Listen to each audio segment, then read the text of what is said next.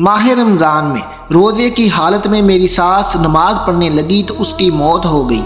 वो पूरे ख़ानदान में एक शैतानी औरत मशहूर थी, मगर उसकी मौत को देखकर सब लोग रश्क करने लगे कि ये बहुत नेक थी। सास ने वसीयत की थी कि मेरा जनाजा मेरी बेटी पढ़ाएगी। जनाजा पढ़ाकर बेटी ने माँ के चेहरे से कफन उठाया तो उसका दिल फट गया। नाजरीन, शादी होकर जब मैं ससुराल आई तो सभी ने मेरे नाज नखरे उठाए थे। मेरे ससुराल में जॉइंट फैमिली सिस्टम था। मैं सबसे छोटी बहू थी। मेरे शोहर इमरान अपने घर में सबसे छोटे थे। बड़े चारों भाई शादीशुदा थे। इन चारों भाइयों की एक ही बहन थी और वो उम्र में इन सबसे बड़ी थी।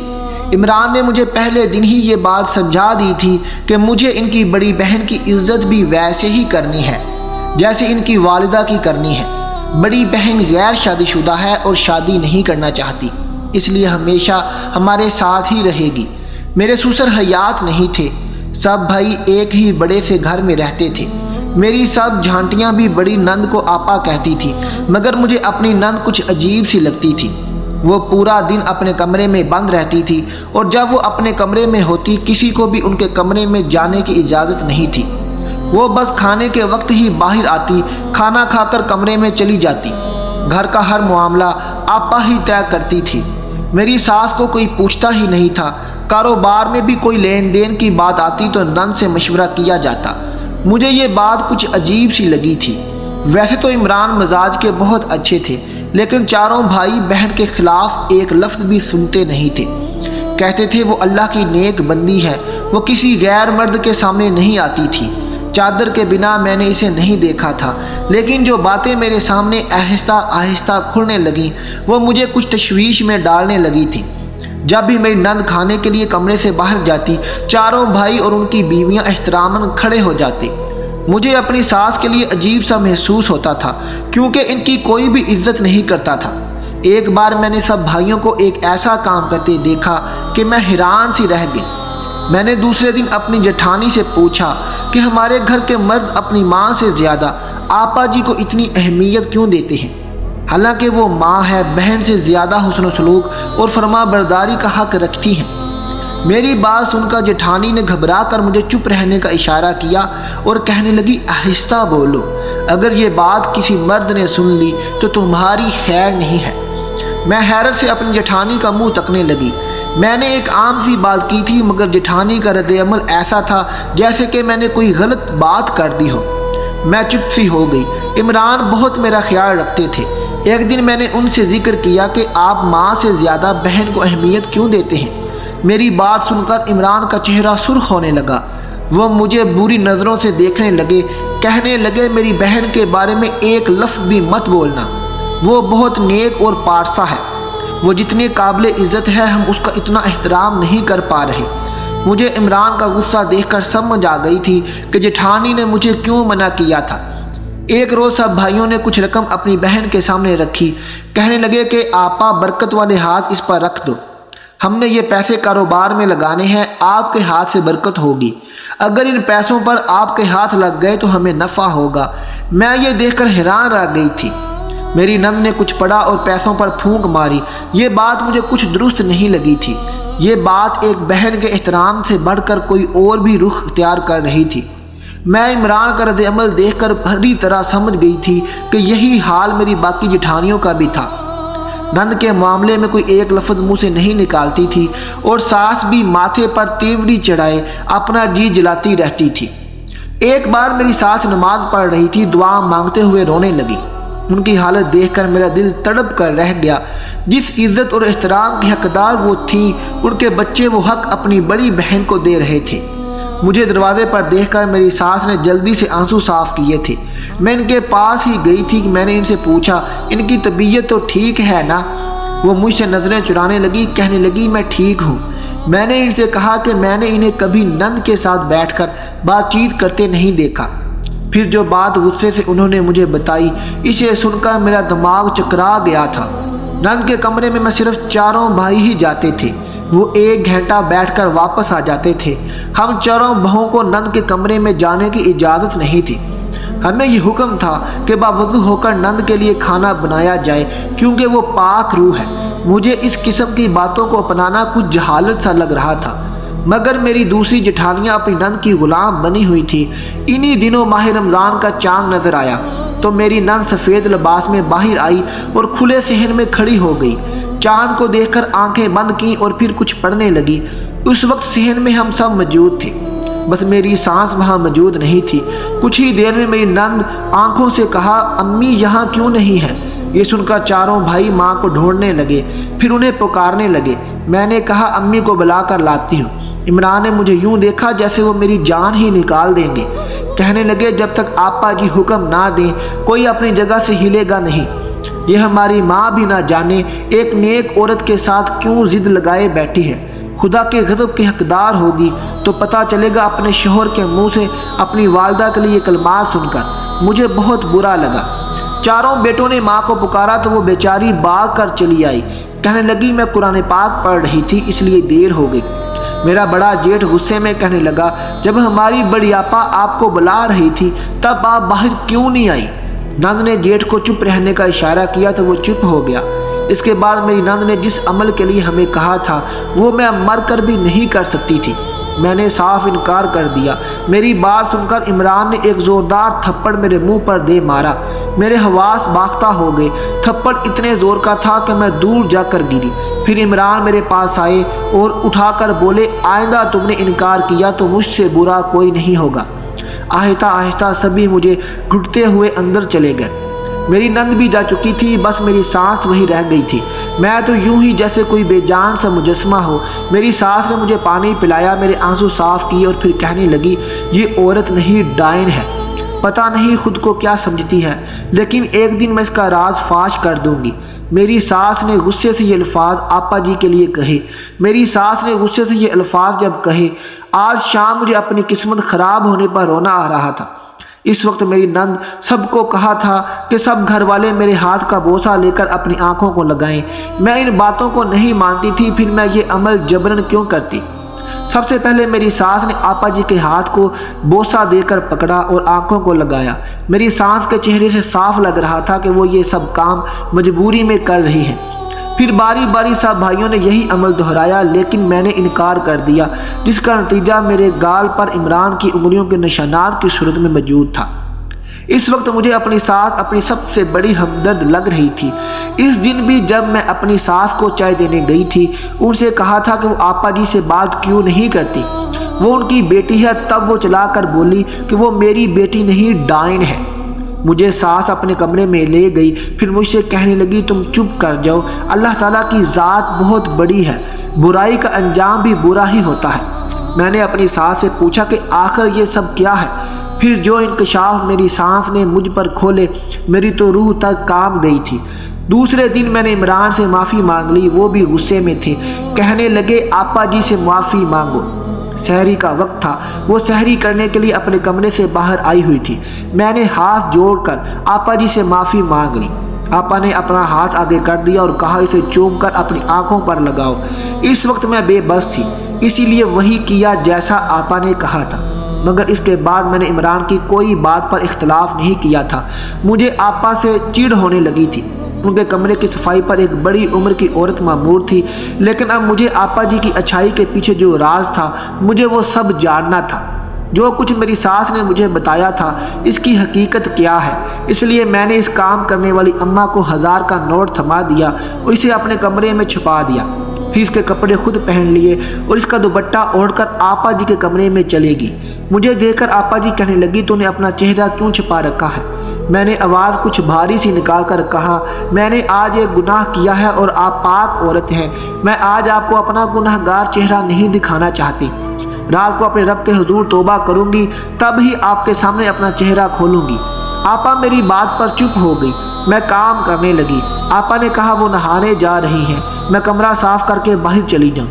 میں نے اس بات میں سر ہلا دیا۔ وہ واش روم میں چلی گئی۔ ان کے کمرے میں ویسے تو اگربتیاں لگی ہوئی تھیں، مگر ایک عجیب سی بدبو آ رہی تھی۔ میں نے جلدی سے صفائی کی اور پھر سامنے رکھے قرآن پاک کے پاس آ گئی۔ وہ ایک کپڑے کے غلاف سے لپٹا ہوا تھا۔ میں نے جیسے ہی اسے کھولا، اس وقت میرا کلیجہ پھٹ گیا۔ اس عورت کا روپ کتنا گھناؤنا تھا۔ مجھے اس کا ثبوت مل چکا تھا، مگر میری بات پر کوئی بھی اعتبار نہ کرتا۔ جب میری ساس کی بات پر کسی نے یقین نہیں کیا تو میری بات کی کیا اوقات تھی؟ میں کمرہ صاف کر کے باہر آ گئی۔ ایسے میں ماہ رمضان کے دن گزرتے گئے اور پھر 27ویں روزے والے دن میری ساس نماز پڑھتے ہوئے انتقال کر گئی۔ سب کچھ اتنا اچانک سے ہوا کہ ہم سب پریشان ہو گئے۔ گھر میں رونا دھونا مچ گیا، لیکن آپا جی اپنے کمرے سے باہر نہیں آئی تھی۔ میری ساس بہت نیک عورت تھی جو لوگوں کی چھپ کر مدد کرتی تھی۔ ان کی میت پر ایک ناک ختم ہونے والا ہجوم تھا۔ جیسے ہی میرے شوہر میری ساس کی میت کو اٹھانے لگے، تب میں نے اپنے میاں سے کہا کہ یہ وصیت کا کاغذ میں نے اماں جی کے ہاتھ سے پکڑا تھا۔ شاید وہ جان گئی تھی کہ وہ اب نہیں بچیں گی، اس لیے وہ وصیت کر گئی ہیں کہ ان کا جنازہ آپا جی ہی پڑھائیں گی۔ میرے میاں نے میرے ہاتھ سے وہ کاغذ کا ٹکڑا پکڑا اور پڑھنے لگے۔ اس میں یہی لکھا تھا کہ میں بہت گنہگار عورت ہوں، اس لیے مجھے اپنی بخشش کی کوئی امید نہیں۔ میرا جنازہ میری بیٹی پڑھائے گی، وہ پاک اور نیک عورت ہے، شاید کہ اسی وجہ سے میری بخشش ہو جائے۔ یہ بات سن کر سب بھائی اس بات پر رضامند ہو گئے۔ حالانکہ بہت سے سمجھدار لوگوں نے انہیں کہا کہ عورت جنازہ نہیں پڑھا سکتی، مگر ہمارے گھر کے مردوں کا یقین بس آپا جی پر ہی تھا۔ اس لیے چاروں بھائی آپا جی کے کمرے میں چلے گئے۔ انہیں اپنی والدہ کی وصیت سنائی، لیکن آپا جی نے منع کر دیا کہ وہ جنازہ نہیں پڑھائیں گی، مگر بھائیوں نے ان کی منت سماجت کی تو وہ مان گئی۔ وہاں موجود لوگوں کے منہ کھلے کے کھلے رہ گئے تھے۔ جس دن مجھے عمران نے تھپڑ مارا تھا، میری ساس مجھے اپنے کمرے میں لے گئی تھی، پھر مجھ سے کہنے لگی یہ عورت میری بیٹی نہیں ہے، اصل میں یہ میرے شوہر کی پہلی بیوی کی بیٹی ہے۔ جب میری ساس کی شادی ہوئی تب آپا 15 سال کی تھی۔ میرے سسر نے اپنی پہلی بیوی کو طلاق دے دی تھی کیونکہ وہ کالے عملیات کرتی تھی، یعنی آپا کو بھی سب سکھا چکی تھی۔ طلاق کے بعد آپا کی سگے ماں یہ گھر چھوڑ کر چلی گئی تھی۔ جب میری ساس کو آپا نے اپنے والد کے ساتھ خوش دیکھا تو وہ ان سے نفرت کرنے لگی۔ انہیں لگا میری ساس نے ان کی ماں کا گھر برباد کیا ہے، اس لیے وہ اپنے گھر کے سامنے تو میری ساس کو کچھ نہ کہتی، لیکن ان کے پیچھے میری ساس کے ساتھ برا سلوک کرتی، اور جب میری ساس میرے سسر سے کہتی تو وہ اپنی بیٹی کے خلاف کچھ سننے کو تیار ہی نہیں ہوتے تھے، کیونکہ وہ ان پر کچھ غلط قسم کے منتر پڑھ کر پھونک دیتی تھی۔ میری ساس کی حیثیت اس گھر میں صرف ایک نوکرانی جتنی تھی۔ جب میری ساس کے گھر بیٹے پیدا ہوئے تو وہ بھی باپ کو دیکھا دیکھی ماں کی بجائے آپا جی کو اہمیت دینے لگے تھے، کیونکہ آپا ان کے سامنے بہت نیک بنتی تھی۔ میرے سسر اپنے بیٹوں کے سامنے میری ساس کو گالیاں دیتے، مارتے اور کہتے میری بیٹی پر تم غلط الزام لگاتی ہو، وہ میری بیٹی ہے، میرا خون ہے، وہ اپنی ماں کی طرح نہیں ہو سکتی، اسے تو اپنے جادوگر ماں سے نفرت تھی، اس لیے تو وہ میرے پاس رک گئی تھی۔ میری بیٹی بہت نیک اور دیندار ہے، تم ستیلی ماں بن کر شیطانوں والے کام مت کرو۔ اس طرح میرے سسر اپنی بیٹی کے خلاف ایک لفظ نہیں سنتے تھے، اور پھر سب بچوں کے کچھ ذہنوں میں بھی یہی بات بیٹھ گئی تھی۔ آپا ان کو کہتی رہتی تھی کہ تمہاری ماں کو تم سے پیار نہیں، جیسے مجھے برا بلا کہتی ہے ایسے ہی تم لوگوں کی بھی میرے باپ سے برائیاں کرتی ہے۔ سب بھائیوں کے ذہنوں میں یہی بات بیٹھ گئی تھی اور وہ اپنی ماں سے نفرت کرنے لگے۔ جب میری ساس نے دیکھا کہ میرا شوہر اپنی بیٹی کے بارے میں کچھ سنتا نہیں ہے، تب بھی وہ چپ کر کے رہ گئی تھی۔ جب آپا 22 سال کی ہوئی تو میری ساس نے سسر سے کہا کہ اب اس کی شادی کر دینی چاہیے۔ میری ساس کو یہی لگا تھا کہ شاید یوں ان کی جان آپا سے چھوٹ جائے، مگر آپا جی نے کہا کہ وہ اپنی ساری زندگی اللہ تعالیٰ کے لیے وقف کر دے گی اور شادی کبھی نہیں کرے گی۔ ان کی یہ بات سن کر والد خوش ہو گئے اور اسے اعلیٰ مرتبے پر بٹھا دیا۔ اب تو ساس نے بالکل ہی چپ سی سادھ لی تھی۔ بھائیوں کے دل میں ابھی بہن کی اہمیت بڑھ گئی۔ سب کہتے دیکھو ہماری بہن اللہ سے کتنی محبت کرتی ہے۔ وقت کے ساتھ ساتھ آپا جی کے چرچے عام ہونے لگے تھے۔ بھائیوں نے باپ کی طرح آپا جی کو ایک اہم ترین لڑکی سمجھ لیا تھا اور اس کے خلاف ایک لفظ بھی نہیں سنتے تھے۔ آپا جی کا مقصد میری ساس کی زندگی کو اجیرن بنا کر اپنی ماں کا بدلہ لینا تھا۔ اسی چکر میں وہ اپنی زندگی برباد کر چکی تھی، شادی نہیں کی تھی اور اب خود بھی بڑھاپے کی دہلیز پر قدم رکھ چکی تھی۔ جب میری ساس نے مجھے یہ بتایا تب مجھے اپنے کانوں پر یقین نہیں آیا تھا، اس لیے جب میں آپا جی کے کمرے میں صفائی کرنے گئی تو اپنی آنکھوں سے دیکھ لیا۔ قرآن پاک کے غلاف میں موجود قرآن پاک نہیں تھا، بلکہ کسی کالے جادو کی منتر والی کتاب تھی جو وہ پڑھتی تھی۔ آپا نے اس جادو کے ذریعے سب کو اپنے قابو میں کر رکھا تھا، بھائیوں کو غلام بنا رکھا تھا، جیسے چاہتی زندگی بسر کرتی۔ میری ساس پر حکمرانی کی تھی، وہ تینوں آپا جی کی مرضی کے خلاف ایک قدم نہیں چلتے تھے۔ میری ساس آپا جی کا راز فاش کرنا چاہتی تھی، جب میری ساس کا انتقال ہو گیا تو میں بہت روئی تھی۔ میری ایک یہی تو ہمدرد تھی اور آج وہ بھی جا چکی تھی اور اب آپا جی اپنے اصل چہرے کے ساتھ سب کے سامنے آ چکی تھی۔ جب بھی وہ قرآن مجید کی صورت پڑھنا چاہتی تو ان کے منہ سے منتر نکلنے لگتے تھے، کیونکہ انہوں نے ساری زندگی منتر ہی پڑھے تھے۔ یہ سب دیکھ کر چاروں بھائیوں کے رنگ اڑے کے اڑے رہ گئے۔ اب لوگوں میں بھی سرگوشیاں شروع ہو چکی تھیں۔ سبھی آپا جی کو ناگواری اور ناپسندیدگی سے دیکھ رہے تھے۔ آپا جی کو قرآن مجید کی ایک آیت بھی نہیں آتی تھی۔ وہ سب کے سامنے کالے جادو والے منتر پڑھ کر شرمندہ کھڑی تھی۔ پھر اسی وقت میری ساس اٹھ کر بیٹھ گئی تھی۔ اصل میں میری ساس مری نہیں تھی، بلکہ یہ سب پلان ہم دونوں نے مل کر بنایا تھا تاکہ آپا جی کا چہرہ بے نقاب کیا جا سکے۔ میری ساس کو زندہ دیکھ کر وہاں کھڑے مجمع کی چیخیں بلند ہو گئیں۔ پھر میری ساس نے آپا جی کی ساری حقیقت سب کو بتائی۔ میرے جیٹھ اور میرا شوہر شرمندگی سے اپنی نظریں نہیں اٹھا پا رہے تھے۔ آپا جی جلدی سے اپنے کمرے میں بھاگ گئی تھی۔ ان کا راز فاش ہو چکا تھا۔ سب بھائی آپا کے کمرے میں چلے گئے تھے۔ آپا اپنی ماں کو فون پر سب بتا رہی تھی۔ سب سے بڑے بھائی نے کہا، آپا تم اپنا سامان پیک کر لو، تم اب یہاں نہیں رہ سکتی۔ بہتر ہے جیسے ماں سے فون پر بات کر رہی ہو اسی کے پاس چلی جاؤ۔ ہمیں افسوس ہے ہم نے تمہیں عزت کے اس مرتبے پر پہنچا دیا جس کی تم حقدار نہیں تھی۔ اگر تم آدھے گھنٹے میں باہر نہ نکلی تو ہم لوگ تمہیں دھکے دے دے کر اس گھر سے باہر نکالیں گے۔ آپا اب کچھ نہیں بولی تھی، خاموشی سے سامان پیک کیا اور پھر جب جانے لگی تو باہر صحن میں آ کر میری ساس کو دیکھنے لگی اور پھر ہنس کر کہنے لگی، تم نے میرے ساتھ جو دھوکہ کیا ہے دیکھو میں تمہارا کیا حال کروں گی۔ اس کھلی دھمکی پر میرے جیٹھ نے آپا جی کے منہ پر تھپڑ رسید کیا تھا۔ وہ کہنے لگا، تم ہمیں جتنا بے وقوف بنا سکتی تھی بنا چکی ہو، اب یہاں سے چلی جاؤ۔ ہم نے تمہاری وجہ سے اپنی سگی ماں کے ساتھ بہت ناانصافی کی ہے۔ اگر اب تم نے کچھ کیا تو ہم تمہیں زندہ نہیں چھوڑیں گے۔ بہتر ہے تم یہاں سے چلی جاؤ۔ اگر تم نے اپنے ناپاک ارادوں سے ہمیں یا ہماری ماں کو کچھ بھی نقصان پہنچانا چاہا تو ہم بھی تمہارے ساتھ بہت برا کریں گے۔ یہ کہہ کر میرے جیٹھ نے آپا جی کو دھکے مار کر گھر سے نکال دیا تھا۔ میں نے انہیں کہا، اب جو بھی کیا وہ ایک گناہ ہی تھا۔